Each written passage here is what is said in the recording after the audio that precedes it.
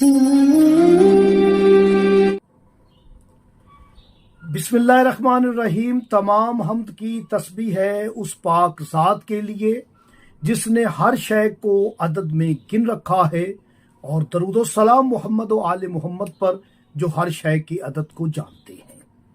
मैं तालिबे इल्म हर्फ व अदद गुलफाम अली हुसैनी आपसे मुखातिब हूँ। पैगम्बर आज़म सल्लल्लाहु अलैहि वसल्लम का फरमाने ज़िशान है कि कुरान करीम में हर बीमारी, हर मर्ज का शाफी इलाज मौजूद है। हमें कुरान करीम की तरफ रुजू करना चाहिए। आज जो छोटा सा अमल आपकी खिदमत में हदिया करना है, वो आपके अमराज मैदा, अमराज जिगर, अमराज मसाना यानी पेट के दीगर अमराज के लिए ये अमल शाफी इलाज है।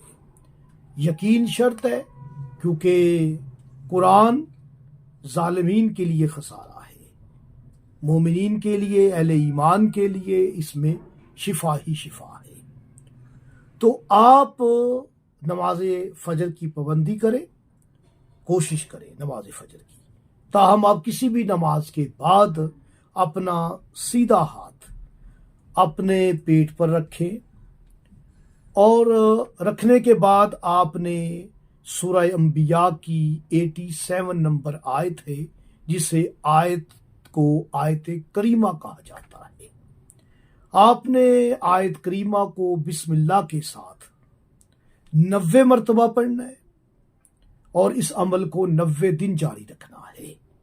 आपके पेट के दीगर मामलात, अमराज, बीमारी, हर तरह की बीमारी, मैदे की, पेट की, जिगर की, तिली की, हर बीमारी के लिए ये बेहतरीन अमल है।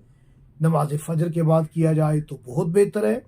और आयत करीमा की आप नुचंदी जुमेरात, नुचंदे जुमा को एक चांदी या तांबे पर एक लो बनवा लें और उसे पानी में डाल के और पीते रहें।